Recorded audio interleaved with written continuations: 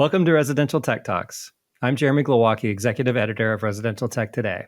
On this week's podcast, David Warfel joins us from Madison, Wisconsin, where he is founder of Light Can Help You, a lighting design firm that has been embraced fairly recently by the custom integration industry as the lighting fixture category has become more accessible and popular within that trade. David and his company have stepped up as a trusted advisor and collaborator to many home technology professionals who first gained their expertise in audio, video, networking, and lighting control, but only recently expanded into actual lighting and lighting design. Through his insightful and entertaining writing on his own language of light blog and experiences on tech panels, David has become one of a handful of seemingly omnipresent lighting designers looked to for guidance in the CI channel these days. I'm happy to say that we reconnected a few weeks ago at the ProSource conference in San Antonio, where I learned more about his background and insights. I'm happy to welcome him today to share some of those stories and how he went from Midwest farm boy to respected lighting designer. David Warfel, thanks for joining us today. Good to see you again. Jeremy, thanks for having me. It's good to see you as well. These days, you're in Madison, Wisconsin, but you actually grew up near another Big Ten school in downstate Illinois, near the University of Illinois in Urbana-Champaign. So even though you're a self-identified Midwest farm boy, you grew up near a college town with the kind of culture that comes with that academic community. So you were not, as you say, necessarily just in the middle of nowhere, a farm boy. You actually had some opportunities there that maybe helped to lead you into your career. What were those early experiences that gained you insight into lighting? I know you said to me that it was more theatrical lighting in the early days. So how did that get started?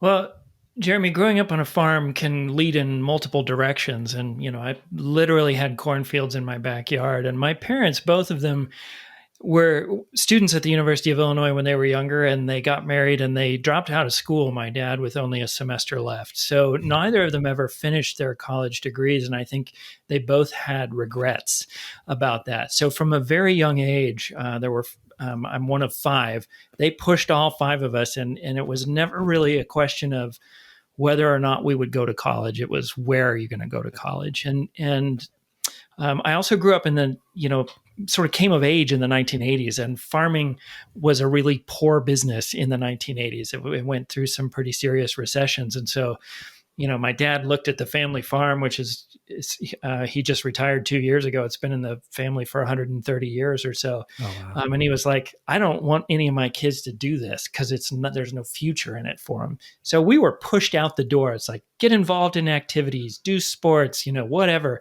And one of the things that our family just glommed onto was theater. So we did, we were in the sort of the drama clubs and the school plays and the community theater and all of that kind of stuff. And I loved doing that. I did a little bit of singing, some kind of not very good dancing, some of that stuff when I was younger.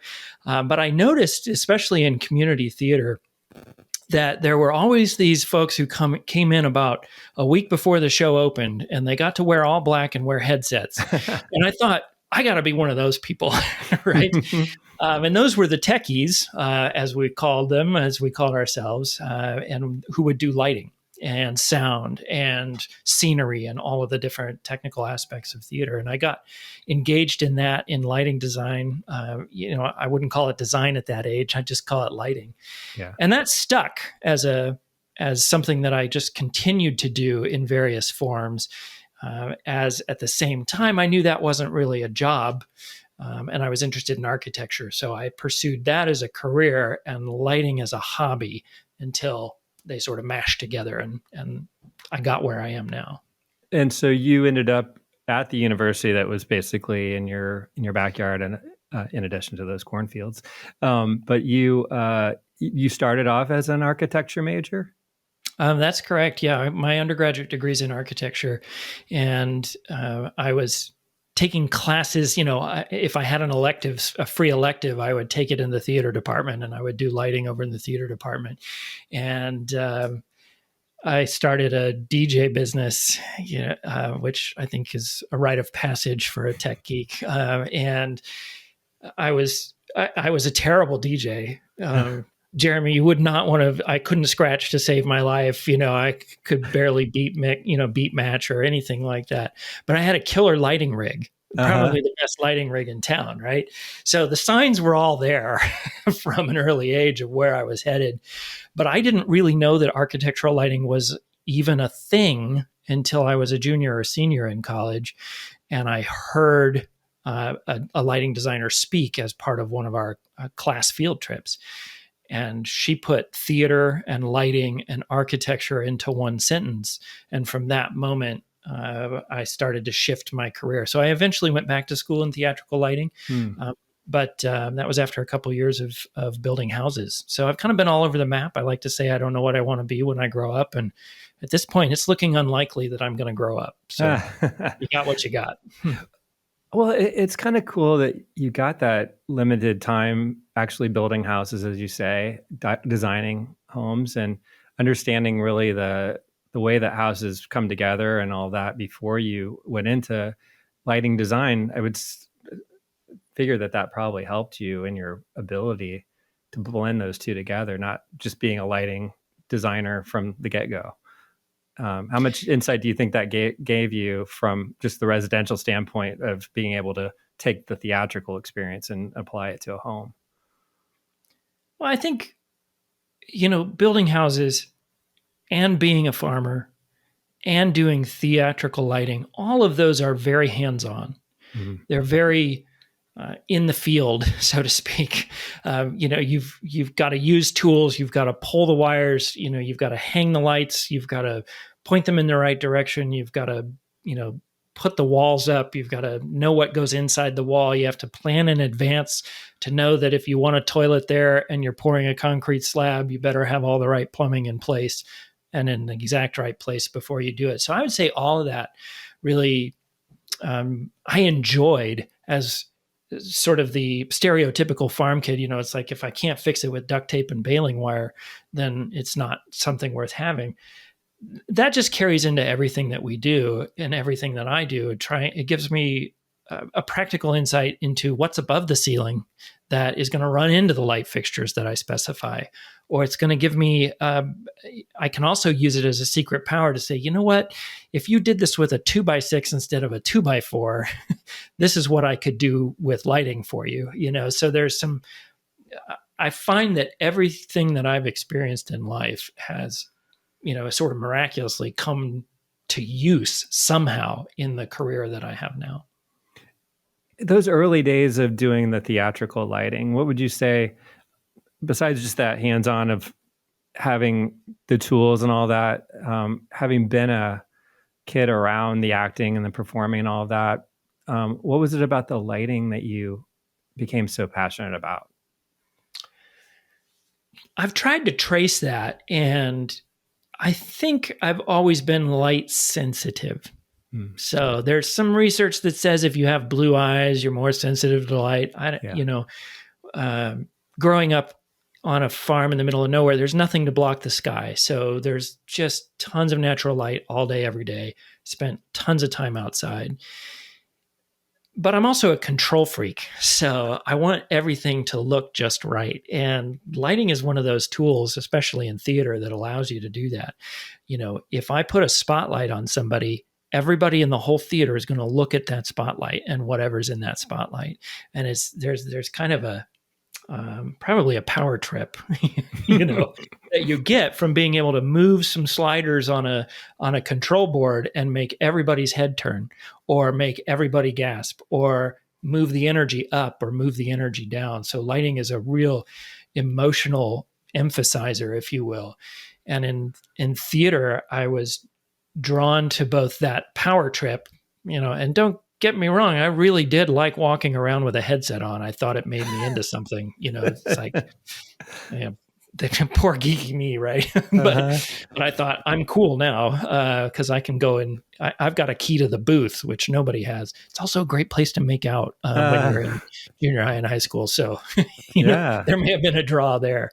But lighting has just always fascinated me, and the emotional power of it has always fascinated me. And theater is one of those places where you hang a light and you point it, and if it doesn't work, you move it. It's very fluid. It's very hands-on. It's very organic. You get to see immediately whether it does what you think it's going to do or not, and then change it if you want it to do something else. Well, then, as you go into architecture, go into home building, you know that, well, then there's this transition into lighting design, residential lighting design. So what were those first steps like for you?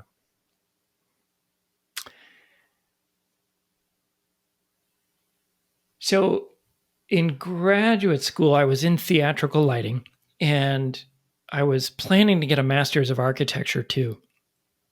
I am not that much of an academic that could actually have survived 2 degrees at the same time. And, I was struggling really to figure out how I was going to be in school forever and do both of these degrees. And I had started the theater degree first. And a company in town that was an architectural lighting company, I found out about, and I said, "Hey, can I have a summer internship with you?" And they said, "Sure, come on board." Now they were largely commercial, so we were in the Chicago market, and really within a month of graduating from grad school, I was doing things at the Museum of Science and Industry, high rises, 50-story towers, like really kind of exciting projects that I was really excited about. And that was my post-college job. And they said, "Hey, why don't you forget school and just come to work for us? Like, you don't need any of that. We'll teach you what you need to know, et cetera." And I said, "Okay, well, that's a good enough reason to give up on the dream of having an architecture degree and becoming a licensed architect. I'll give up on that, but at least let me finish the theater degree." So I finished that and then went to work for them full time. And it was a blast, but we didn't do much residential. At the time, and this is 20 plus years ago, any house that was less than $1 million couldn't afford a lighting designer. So today, what is that? That's a $5 or $10 million house. So we didn't do a whole lot of residential. It was almost all commercial. But as you learn lighting, then it's like, your mom's redoing her kitchen. You're like, okay, well, let me help you with lighting. And then I've always been buying old houses that are, in desperate need of upgrades. So I started using my own home as a laboratory. And then, your mom's friend says, "Hey, I see what you did in your mom's kitchen. Can you do it in mine?" And before you know it, you've got a little side gig going in residential business while you're doing all of the sort of main business. And that's kind of the way it continued. I would say 80 to 90% commercial and, 10 to 20% residential until I met an integrator. And then everything changed. Well, after the break, we will learn more about that initial integration connection with David Warfel. Do you want superior smart home automation at a great value? Shelly WiFi Relays by Allterco Robotics cover DC to line voltage, allowing you to control lights, outlets, appliances, garage doors, pumps, and much more. There are Shelly sensors and power measurement devices to help you measure temperature, humidity, lux, or motion, and electrical consumption from single wire to 3-phase with neutral. You can use Shelly with a licensed driver for Control 4, Elon, or other premium systems, as well as your customer's existing hub, voice assistant, or any platform that accepts REST, MQTT, or CoAP. Shelly can make IoT very easy. Available now at Blackwire, City Electric Supply, and Worthington, or at shellyusa.com. Welcome back. We're talking with David Warfel from Light Can Help You. David, you teased that first step with the integrator. I had no idea that was such a turning point for your career. I figured it had come much later.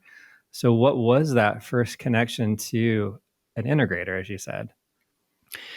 Well, in the mysterious way the cosmos works, 5 or 6 years ago, I would say now, maybe 7 years ago, it's been a while, a mutual acquaintance introduced me to a guy named Jonathan Wesco from Allegro Home in the South Bend, Indiana area. And Jonathan is an integrator, a custom integrator. He'd been into lighting. He was passionate about lighting, and he had been hiring a lighting designer every once in a while, or referring a lighting designer every once in a while to client projects, and was always looking for different ways to approach that. So this mutual acquaintance introduced the two of us and said, hey, you two ought to know each other.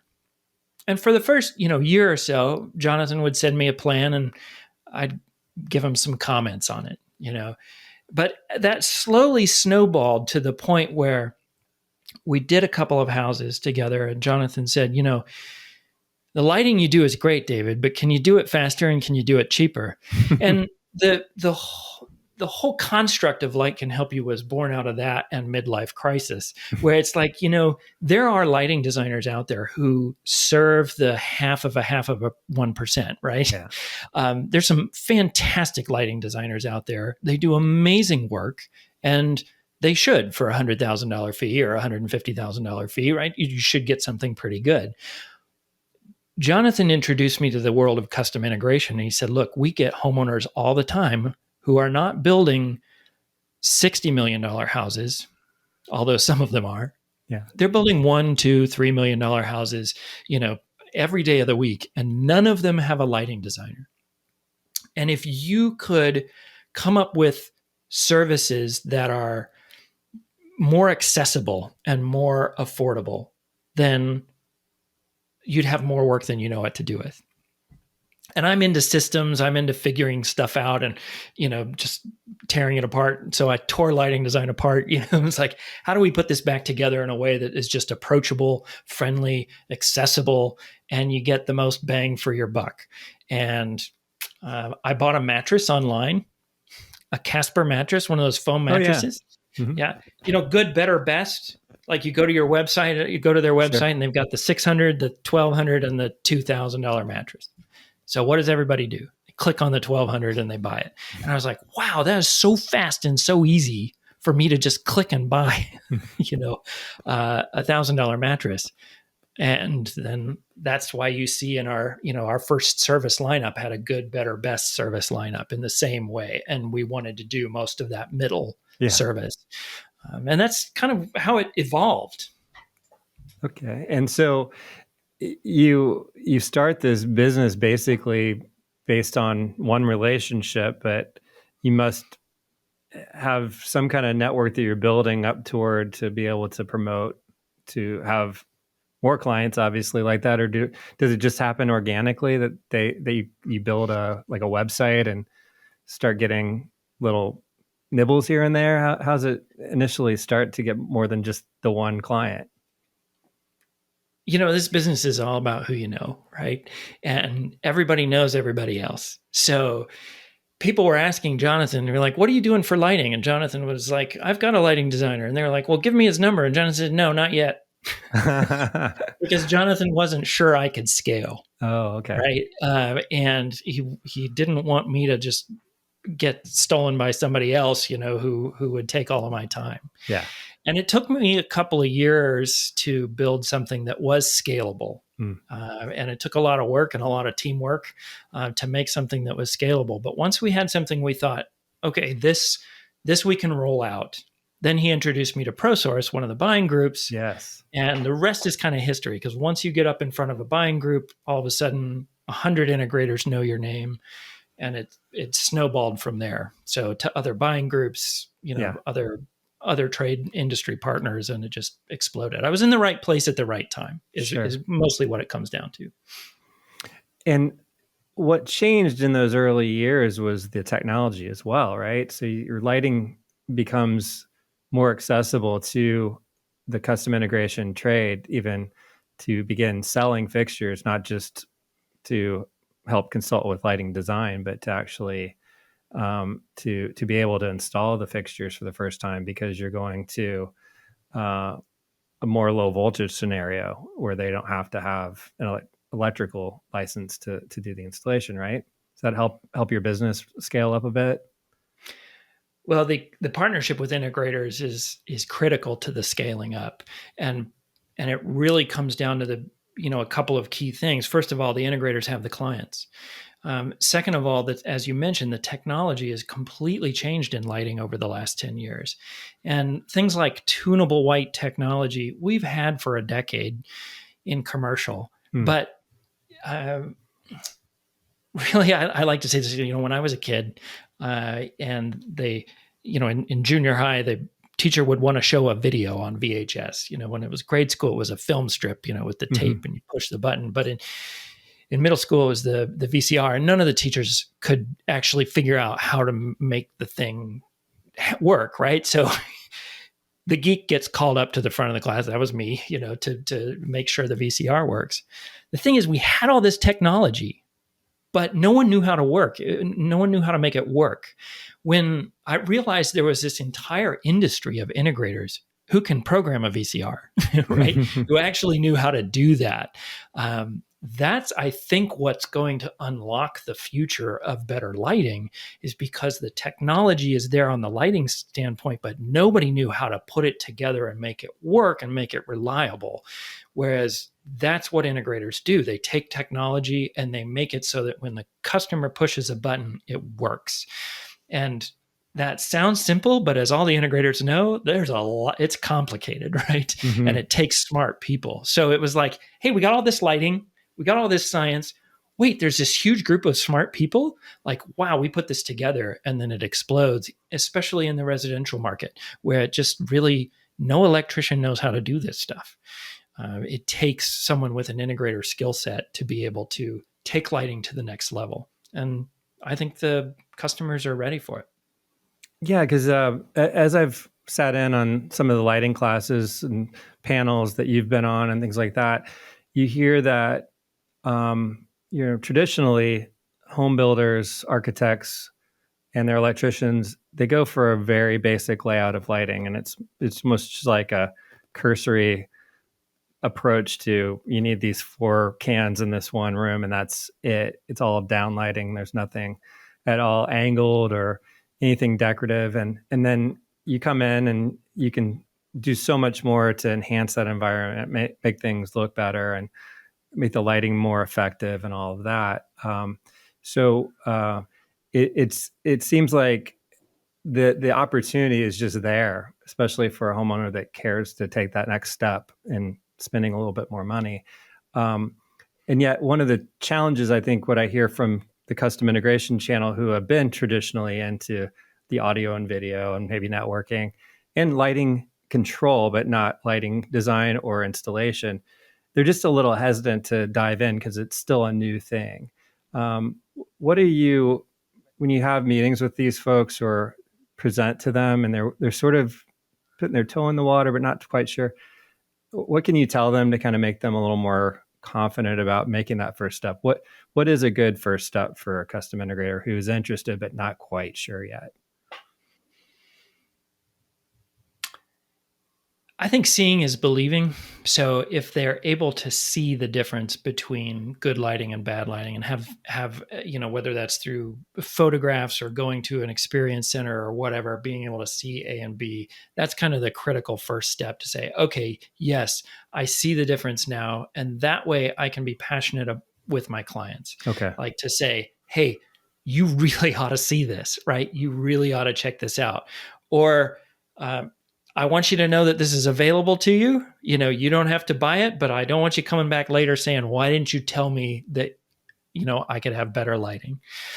And so there's ways to introduce it to clients. And what we've tried to do as a business is slot into integrators as their in-house lighting team. So we actually try to simplify it to ask your client whether they have a lighting layout or a lighting design. And when they say, what's the difference? You say, would you spend 30 minutes with my design team to, look at the opportunity and, et cetera.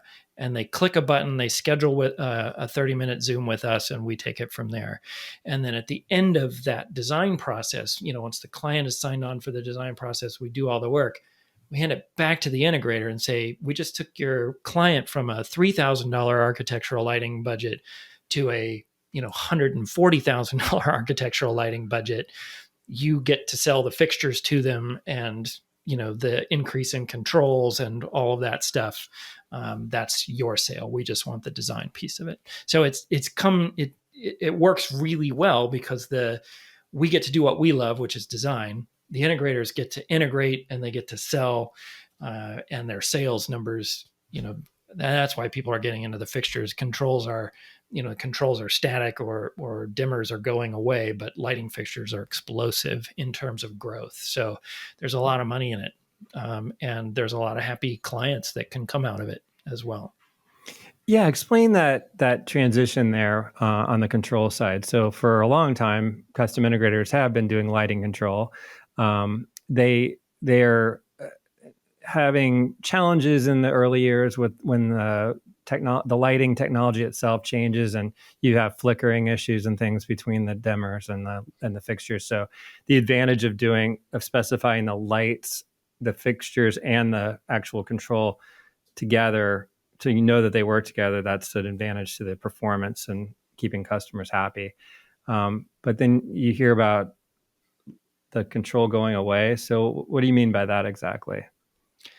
Well, Jeremy, what you just described previously about flickering, lights and dimmers and trying to control that so that you can, if you sell the fixture and the dimmer, as a package, you can guarantee that it's actually going to work. I think that's like the dipping your toes in the water. And that's a logical step. But the next step is that the technology of dimming, because all LEDs are low voltage, even if they're running line voltage to the can, that little chip, every single one of those is low voltage, and they don't dim well, right? It takes a lot of work to dim it well on a standard dimmer. And you can put a little computer chip in that fixture and it will dim great with no dimmer. It just needs a control signal. So what's happening is that the intelligence of dimming is moving out of those giant panels and moving into the fixture itself. And if you want to integrate and control something, it's even more important that you own that fixture and that you own the intelligence in that fixture. If you look at theater, and this has been a handy thing for me to have as a background, in theater is where new technologies are pioneered for the most part. And they get to go on rock concerts and shows like that. And then they figure out how to bring it into architecture. So, when you talk about dimming panels in a home, theaters used to be built with hundreds, 500-600 dimmers, giant panels, giant towers, of dimmers, and a whole room dedicated to dimmers with extra cooling units. Theaters made the switch to LED before architecture did, and certainly before residential did. And they started realizing, well, we don't actually need the dimmers anymore. So you get the biggest dimmer manufacturers saying, oh, that's going away. What do we do about it? And what do we do about it is that now we have this one fixture that was going to take one dimmer, and now this one fixture takes 27 channels of DMX to control, right? There's a lot more intelligence there. There's a lot more programming there. There's more networking happening. So it's like everything's switched to networking and embedded intelligence. But the opportunity means you give up a $500 load, in a dimmer panel, and you pick up on that one load five $500 fixtures. Then, what is that? Your sale just grew exponentially. Even though your dimmer panel shrunk to nothing. And I think that's the future of the industry. And so from a practical standpoint, from the owner's perspective, homeowners experience, are they still then having control at the wall? Is it through more of a touch panel scenario, an app type of scenario, when it's the chip and the lighting fixture now, and you don't need the panelized dimming anymore? So does it still sort of appear the same from a wall switch standpoint for the homeowner? Yeah, I mean, you could do a house, let's say a house with 200 loads in it.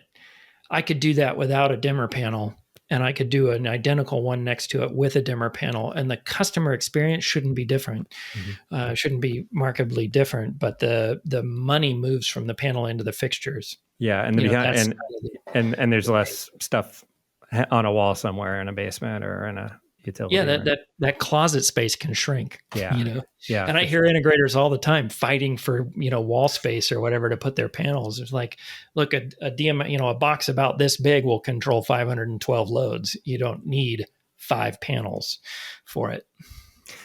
So I want to start to wrap up with you here, but the thing that I really wanted to touch on was your blog and your entertaining writing. I've read a couple of things recently that you would think weren't topics that would typically come up in lighting design, but they're parts of the house that I hadn't really thought about. Like one was using lamps effectively to add accents to the home, or like specifically like a dining room scenario.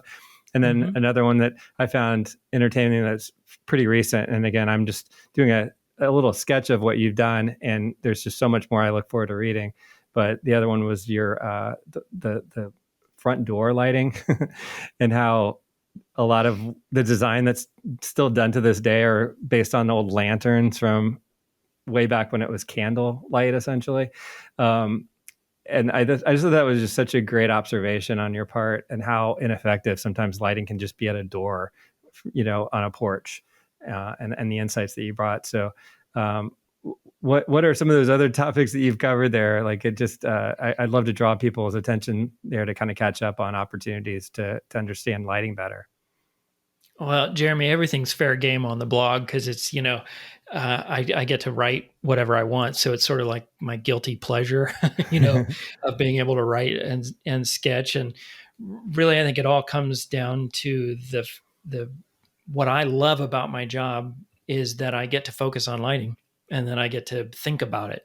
And so I get to look at porch lights and figure out, that's a terrible idea for a porch light, that puts all this light up and glare in your face and almost no light on the porch. Like, it's not a porch light, it's a glare light. We should call it what it is.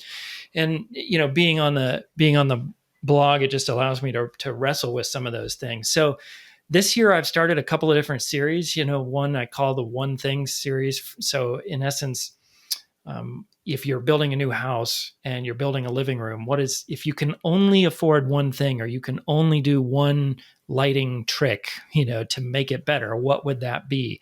And I've also got one that's a plug-in series. And, I also take on lighting layout, lighting design, different spaces, how to talk about light. It started as just a blog of languageoflight.blog. And it was basically saying, guys, when we talk in acronyms and numbers, we kill our clients, and we say, oh, I need a, Q40 MR16/NFL, blah, blah, blah. It's just, it kills it. And it really doesn't actually express why we need better lighting and what lighting does for us as humans. So it's really about trying to simplify things and make it accessible.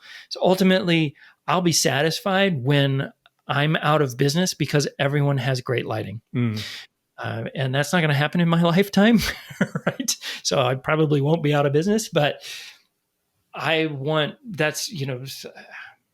there's sort of this like missional idea in the company that we want to help people with light, period. And so if we can use things like the blog to get to an audience that we're not getting to with our partnership with Custom Integration, then, it's valid and fun.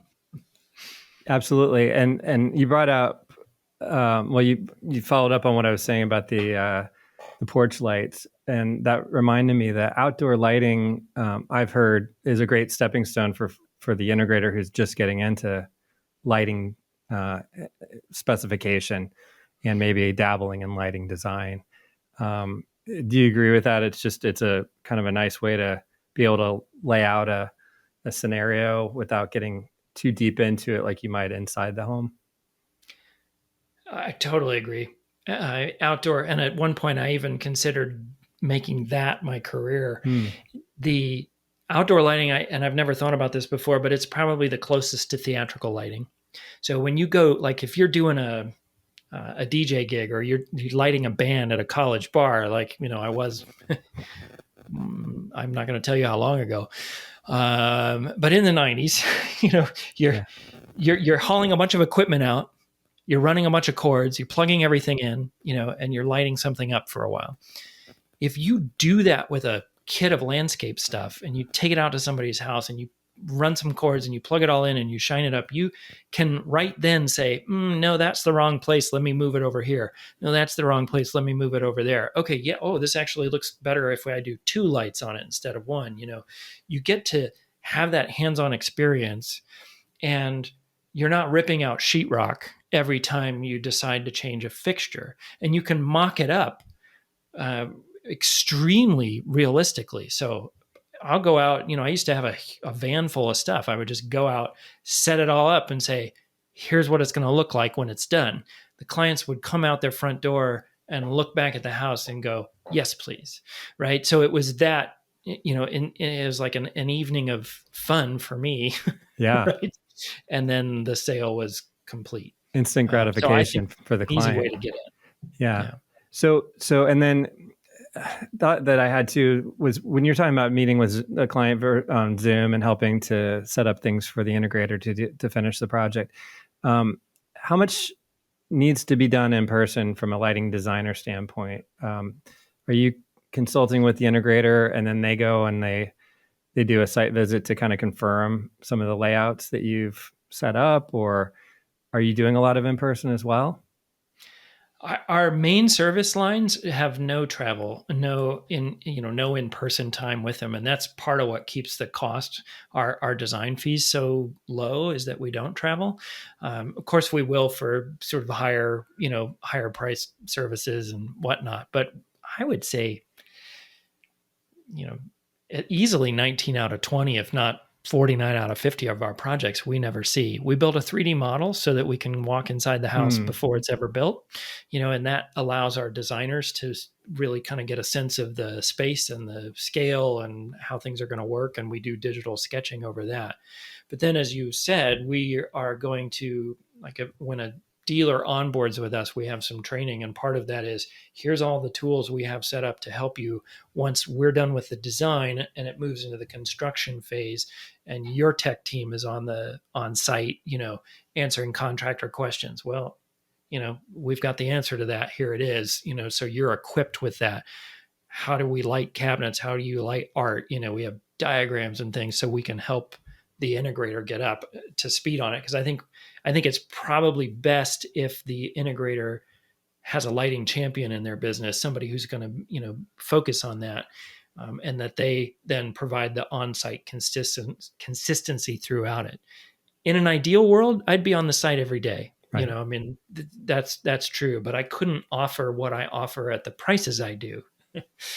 That's the $100,000 fee or the $150,000 fee. We're doing the $10,000 fee. And it's kind of like, actually, I think Jonathan, the integrator, I first met, was like, look, I know you can do this super awesome, amazing stuff, but can you just do pretty awesome? Right? Because our clients will be satisfied with that. They're coming from horrible and you're taking them to pretty awesome. Let's just leave that other bit out there and we'll turn another house. Well, that's great. I learned so much more, David. I really appreciate the insights there, and good luck on the remainder of the year and developing more business as you go. Thanks for taking the time out today. My pleasure, Jeremy. It's been a pleasure chatting with you, and I thanks for the opportunity. David Warfel is a founding designer at Light Can Help You. You can learn more about his company at lightcanhelp.com. And you can read his blog at languageoflight.blog. And that wraps up today's show. If you're new to Residential Tech Talks, please subscribe to the weekly podcast on your preferred platform and consider rating and reviewing us on Apple Podcasts or Spotify. Also, check out all the latest residential tech news at the magazine's website, restechtoday.com, where you can also subscribe to the print or digital magazine and to our Tuesday and Friday email newsletters. Until next time, please stay safe, stay inspired, and let us know if you have a great story to tell. Residential Tech Talk, lighting specialist to Arc Residential Tech. Home automation device, smart home or smart house.